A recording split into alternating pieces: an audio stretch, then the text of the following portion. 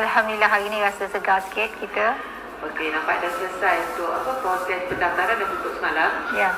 So pendaftaran PAT. Sikit apa yang selepas hari tutup. Okey. So untuk pengetahuan semua, kita telah pun selesai beberapa perkara dalam fasa-fasa pemilihan pada kali ini. Sebagaimana yang semua tahu, kita telah pun selesai juga yang pentingnya, iaitu salah satu komponen yang tak kurang pentingnya, yang memang penting sebenarnya dalam pemilihan ialah tentang senarai calon. Okay, so pencalonan kita telah selesai tempoh hari pada 12 hari bulan April. Kemudian nama-nama yang kita terima sebagai pencalonan sebenarnya melebihi 11,000 nama seluruh negara ya. Itu termasuklah kemudiannya kita ikuti dengan pencalonan dari pimpinan tertinggi lah, iaitu presiden, naib. Keseluruhannya melebihi 11, bukan online. Ini untuk pencalonan saja. Untuk pencalonan saja. Saya mulakan dengan pencalonan tadilah. So pencalonan 11,000 lebih, sebenarnya hampir 12,000 juga pencalonan yang masuk pada sehingga 12 hari bulan tempoh hari. So nama-nama itu kemudiannya telah kita buat proses menerima proses bantahan, kemudian proses rayuan ya, dan akhirnya kesemua ini termasuk yang peringkat pimpinan tertinggi kita ada berjumlah 11,282 nama dan itu adalah senarai muktamad lah senarai muktamad yang kita perolehi sebagai calon yang akan bertanding di peringkat pimpinan tertinggi jawatankuasa angkatan muda dan juga jawatankuasa wanita cabang itu termasuk semua. Negeri mana yang banyak pendaftaran ni? Of course lah Selangor kan. Selangor seperti biasa tertinggi dah tertinggi segalanya lah. Okey. So balik kepada PAT tadi Yus ya, PAT ataupun pemilihan atas talian kita telah buka seawal 28 Februari yang lepas dan akhirnya semalam kemarin 21 April adalah hari terakhir bagi mana-mana anggota yang mahu menjadi atau menjadi sebahagian daripada pemilih tetapi memilih untuk menjadi pemilih atas talian atau PAT. So semalam tarikh tutup dia 21 hari bulan. Dan setakat hari semalam kita telah menerima sehingga 90 hampir 97,000 ya, hampir 97,000 to be exact is 96,983 applications yang kita telah terima, dan yang telah lulus setakat ini adalah 66,456, bermakna ada lagi pending walaupun kita tutup, tapi yang masih pending itu kita masih lagi melakukan proses-proses verifikasi jadi orang kata dah masuk pagar tu kita terima, lepas tu kita teruskan insya-Allah, hopefully by end of the sebelum hari raya ini, dalam 3-4 hari lagi kita akan selesaikan semua yang pending dan kita akan dapat sejumlah yang kita harapkanlah.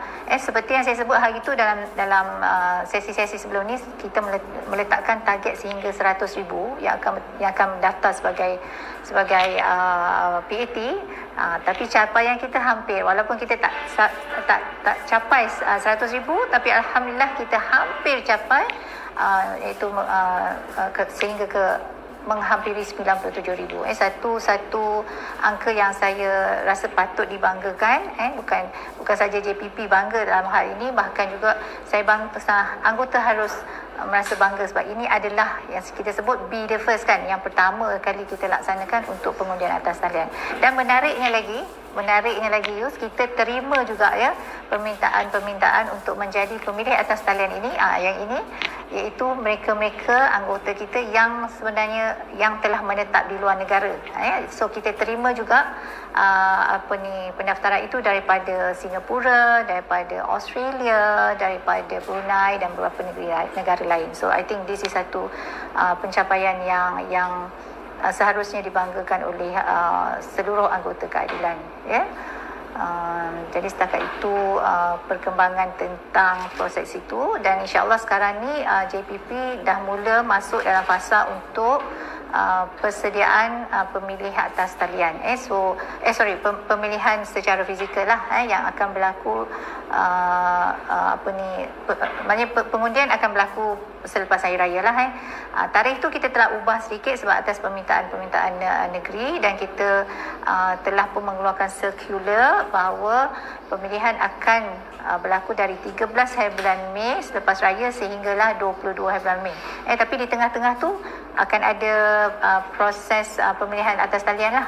Jadi dia start with physical, kemudian online, kemudian physical balik, sebab ramai di antara negeri yang meminta consideration untuk kita buat di hujung minggu lah, sebab masa itulah ramai yang boleh keluar. Itu. Jadi sekarang ni JPP sedang mengemas kini dan membuat persediaan untuk pusat-pusat pengundian fizikal dan perkara-perkara yang diperlukan lah, maksudnya the logistic matters untuk pemilihan fizikal nanti. Kita nak tengok contohnya pengawas, petugas pilihan raya, kemudian kita pemilihan, dan kemudian kita nak tengok juga tempat-tempat ataupun pusat-pusat pengundian. Pusat-pusat pengundian ni pun kadang-kadang boleh jadi panas, ya, sebab setengah-setengah kawasan tu ada yang sehingga 7-8 penjuru lah orang kata. Itu saya tengok dari sudut positifnya bahawa sebenarnya anggota kita ni tidak kurang lah dalam dari sudut mengedepankan calon-calon ataupun bakal-bakal pemimpin masa depan. Tempat pusat pemilihan pengundian. Pusat pengundian. Itu siapa yang decide yang JPP? Okey, sebenarnya pusat pengundian kita kan ada koordinator negeri. So kita minta koordinator negeri berbincang bersama. Mereka ada berbagai cara lah, sama ada berbincang bersama bakal-bakal calon ni yang nama-nama dia dah jadi calon, supaya nak orang kata nak neutral kan. So masing-masing boleh bagi idea, bagi pandangan tentang di mana lokasi yang paling tepat. Jadi tapi yang menjadi pilihan muktamad will be JPP lah yang akan menentukan. Jadi sekarang ni kita dah mula terima, apa orang kata, bukan pilihan lah, maksudnya yang mereka rasa sesuai lah tempat untuk jadi tempat mengundi. So kita ambil kira semua pandangan, dan kita mahu menjadi yang kata seneutral mungkin lah. Kita tak mau lah because calon ni dia duduk dengan kawasan ni, penyokong dia dekat sini, maka kita nak buat kat sini. Tak. Kita akan lihat secara keseluruhannya supaya dia lebih adil dan lebih sama lah, insyaAllah. Macam yang pergi secara fizikal, dia sebenarnya kita pakai tab je kan. Dia kena daftar dekat ada juga. Tak. Sebab tu yang daftar dalam aplikasi Adil adalah mereka-mereka yang memang ada intention dah untuk jadi PAT lah, pengundi atas talian. Tapi bagi mereka-mereka yang sama ada mereka ada intention tak dapat sebab kita dah ada tarikh tutup, dan yang memang tak nak pun mendaftar, jadi mereka boleh sebenarnya hadir ke pusat-pusat pengundian secara fizikal. Sebab kita tak nak menafikan just hak mereka sebagai pengundi lah kan, jadi kita galakkan mereka. Jadi itu sebab tu kita kena menyediakan tempat-tempat mengundi. Macam sebelum ni lah, untuk proses pencalonan pun kita menyediakan pusat-pusat pencalonan secara fizikal. Jadi untuk fasa terakhir iaitu proses pemilihan pun macam tu juga. Kita sediakan di setiap cabang, walaupun cabang yang tanpa ada pertandingan, sebab dia kena memilih pemilihan pemimpin peringkat tertinggi kan, yang 20 tu. So maksudnya kita akan buka jugalah walaupun di kawasan-kawasan yang tak ada pertandingan. Jadi Dr. Zack dapat tak sahkan berapa calon untuk timbalan, berapa calon yang sah? Yang sah, okey. MK naik doang, wanita naik tu. Okey. Sebenarnya senarai nama calon-calon tu dah pun kita pamerkan dalam website kita, WhatsApp pemilihan 2022. Jadi semua pun boleh tengok dekat situ nama-namanya. Of course seperti yang sebut tadi, Presiden memang tak ada pertandingan. Tapi saya tak boleh announce kemenangan lagi lah. Tapi itu tunggal, confirm, tunggal. Sebab saya dah sebut tadi ini adalah senarai muktamad kan. So yang kedua, timbalan presiden ada 2 nama, iaitu saudara Rafizi Ramli dan juga yang YB Datuk Seri Saifuddin Nasution. Kemudian naib kita ada 17. Pada asalnya kita ada 18. Paling ramai. Asalnya kita ada 18 tapi seorang menarik diri, maka tinggal 17. Kemudian bagi ketua AMK ada 2. Wanita ada 2 juga. 2 juga. Timbalan AMK ada 2, tu kan 2, wanita ada 3. 3 jadi macam yang diorang dah ni, ada yang reject, ada yang batal, tak ada setakat. Yang batal hanya untuk peringkat cabang ada. Peringkat cabang ada. So kita yang melalui proses bantahan itu dibatalkan hanya 8 orang saja, tak ramai. Itu pun memang dia sebab itu adalah di antara syarat-syaratnya. Yang pertamanya adalah yang glaringly mereka adalah status bankruptcy. Kemudian ada yang blacklist daripada ROS ataupun pendaftar pertubuhan. So yang tu memang kita tolak. So tak main lainnya dia terima. Bankruptcy pada tak? Ada. Mesti reject. Wajib reject. Okey, macam luar negara tu. Berapa negara ya pengundi kita yang dekat luar negara tu? Jumlahnya saya masih perlu lihat berapa ramai. Hadi, berapa orang? Seluruh negara, daripada luar negara. Masih dicek, ya, masih ada. Memang kita terima daripada Singapura, daripada. Sudah confirm lah tu, boleh mengundi. Boleh mengundi. Yang tu dah masuk dalam PET. So itu. Apa harapan Dr. Zaliha dengan pengundian apps Adil? Ada yang kata nanti hari mengundi aplikasi akan hang ke apa ke, takut masalah tu lah kan. Kita risau juga sebenarnya bila berdepan dengan menggunakan IT ni kan, online dan sebagainya. Tapi kita telah insya-Allah menyediakan diri, ya. Dan kita akan pun buat mock, dipanggil mock election lah. So kita akan try run dalam beberapa hari lagi sistem tu, dan kita akan tengok beberapa kemungkinan yang akan berlaku, yang mungkin akan berlaku. Maknanya kita bayangkan apa yang mungkin berlaku pada hari tersebut. Jadi kita tengok nanti bila simulasi tu kalau berlaku, dan kita cepat-cepat ambil tindakan lah. Dan hopefully semuanya akan berjalan lancar, Yus. Tapi apa pun kita kena bersedia lah. Kita kena bersedia untuk apa saja, ya. So insyaAllah sekarang ni kita pun dalam sesi latihan, Yus, kepada petugas, kepada pengawas, kepada koordinator negeri, untuk menyediakan mentor dia orang tu, di samping kita sediakan untuk yang lain-lain, supaya mereka ada gambaran yang lebih jelas bagaimana suasana pemilihan nanti. Pemilihan nanti. Termasuklah yang atas talian, sebab kita pun tak tahu apa yang akan berlaku kan. Jadi kita buat juga mock trial ataupun trial run kepada pemilihan secara atas talian dan juga secara fizikal. InsyaAllah dalam sehari 2 lagi lah kita buat. Ni pencalonan untuk pimpinan pusat ni yang MPP kita hari tu dah keluarkan circular kan, bahawa kita akan buat pada 28 hari bulan Mei, maknanya lepas raya. So yang itu maksudnya kita akan melalui proses yang sama balik lah. Berapa hari? Pencalonan, kemudian termasuk proses selepas pencalonan bantahan dan rayuan, kemudian baru yang final list lah. So yang tu lebih kurang it takes about 10 days lah, lebih kurang 10 hari. Tempoh pencalonan 3 hari juga. Pencalonan kita buat sehari je. Sehari saja. Sehari saja. MPP maknanya di sini je lah. Di sini je lah kita buat. Maksudnya mereka masih boleh buat secara atas talian sendiri. Kalau fizikal kita buat di HQ. So dia orang boleh datang ke HQ. So 1 hari selepas pada tu senarai calon ada, dan go through the same process lah. Maknanya proses bantahan, proses rayuan, kemudian senarai muktamad. Sebelum benda tu, senarai tu kita bawa pula ke Kongres lah, untuk pemilihan di Kongres oleh perwakilan-perwakilan. Macam yang PAT yang daftar, yang reject tu, macam mana pula? Yang reject tu kita ada lebih kurang 8,000 nama. So memang kita akan orang kata bahasa saya pun tak tahu nak sebut, bilas lah, kita akan bilas. Sebab bagi saya bagi tahu dengan tim bahawa sebenarnya bila mereka ini dah masuk, dah cuba masuk PET, maksudnya mereka ada kehendak, mereka ada desire untuk bersama-sama dalam PET. Jadi kita kena bagi peluang kat dia lah. Sebab ialah benda baru, jadi orang kadang-kadang letak, dia rejected ni ada macam-macam sebab use. Di antaranya kadang-kadang gambar profil. Gambar profil dia kadang ialah sebab dia sayang isteri dia, ambil gambar berdua dengan isteri. Jadi kita kena reject sebab profil gambar dia sendiri seorang, kita kena reject.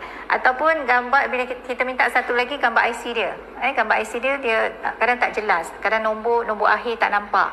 So kita terpaksa reject lah. Kita kena konsisten lah dengan benda ni. Memang dia orang akan kata kecil lah Dr. Z sampai macam ni kan. Tapi we have to, kalau kita tak buat, kita tak scrutinize dengan syarat-syarat verifikasi ni, maka susah. Kemudian yang ketiga lah selfie. Selfie ni dia pun kadang-kadang nak ambil dia ada teknik nak ambil selfie ni supaya IC tu jelas. Dia jelas. Kadang-kadang dia bukan setakat pegang. Bukan setakat pegang, sebab kadang-kadang cahaya kan mainkan peranan juga. So cahaya kita tak dapat baca nombor IC. Jadi kita kena tolak juga. Walaupun mungkin betul lah, ada orang kata apa, dah dia pegang IC tu, betul lah tu dia kan. Kita betul, tapi ini verifikasi. So verifikasi maknanya kena depan cantik. IC tu kena sama dengan IC yang dia bagi tu, macam tu. Jadi saya rasa benda tu more to technical. Jadi rasanya kalau kita call dia orang, so kita boleh cakap dia orang, betulkan cepat dan kita akan verify. So I think yang tu lah. Tempoh lagi lah tu untuk yang ada tempoh. InsyaAllah kita punya hasrat untuk selesaikan semua ni sebelum cuti hari raya ni. Jadi mana yang ada sekarang ni, dia orang buat untuk yang reject yes, lah, yang baru kita dah tak terima.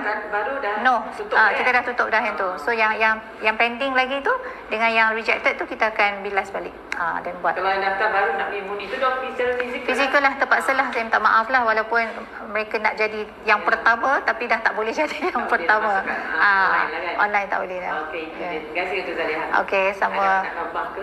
Tambahnya saya mohon supaya sebenarnya apa yang saya risau ni ialah atas pemilihan fizikal ni kan, sebab kita history kita dan pemilihan fizikal ni macam-macam yang berlaku.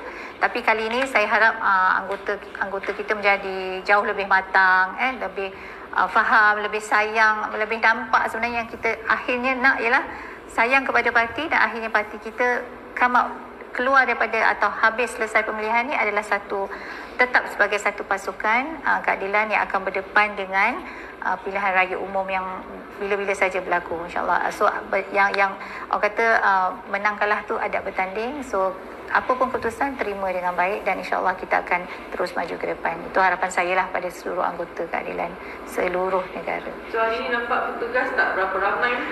Sebab mereka memang semalam tidur sampai pukul berapa semalam nak selesaikan, sebab kita 21 Februari semalam tu 11.59 lah, 11.59 tu tarikh akhir. So masa tu memang kita dah jangka dah memang akan menderu-deru orang nak masuk. Itu masalahnya. Semua nak last minute. Memang kita minta dia orang bertahan semalam sampai pukul 12. Jadi hari ni kita bagi dia orang rehat sikit kan. Dan akan kembali untuk membantu, insyaAllah. Ada masa lagi. So jangan risau siapa yang dah masuk. Orang kata dah masuk pagar tu, insyaAllah kita akan selesaikan yang tu. Okay, ada lagi. Setakat ni kan diorang dah mula kempen. Ada yang menyalahi kempen? Ada beberapa aduan yang kita dapat. So yang itu kita dah terima aduan-aduan tu, dan kita akan keluarkan nanti juga macam bantahan macam mana cara-cara untuk membuat aduan kepada JPP, dan kita akan teliti setiap satu aduan yang dibuat, dan apa yang akan kita laksanakan, dia punya penalty lah, orang kata penalty terhadap aduan-aduan tu kita akan tengok satu persatu, case by case. Mungkin ada juga yang sebab kita dah letakkan dalam peraturan kita bahawa kita boleh membatalkan pencalonan. Itu saya harap tak berlaku lah, sebab saya tak nak lah sampai membatalkan pencalonan sesiapa kalau dia bersalah dari sudut kempen dan sebagainya. Jadi semua anggota kena berhati-hati. Kita agak keras sedikit kali ini, tapi insyaAllah kita pun tak keras-keras, tapi kita considerate. Tapi macam tu lah. Penyokong calon-calon tu dia boleh datang sini kan kalau dia nak berharap ke apa? Untuk yang MPP tu ke? Boleh, tapi jaga ke SOP lah, ke SOP. Sebab yang kemarin tu masa yang yang pemimpin tertinggi tu ada juga yang datang kan. Tapi tak adalah sampai nampak berarak-arak tu semua. Okeylah diorang. Atau musim bulan puasa mungkin dia orang rasa kan. Ni lepas raya ni kita tak tahu, masing-masing semangat pula kan. So kita kena ready lah kan. InsyaAllah. Okey, itu je Okay, terima kasih Yus. Okay. So you all say hi. Okay. Yang hujung tak nampak kan. Okey, terima kasih Tuan. Thank you. Macam mana kita haji buat dia tanya pasal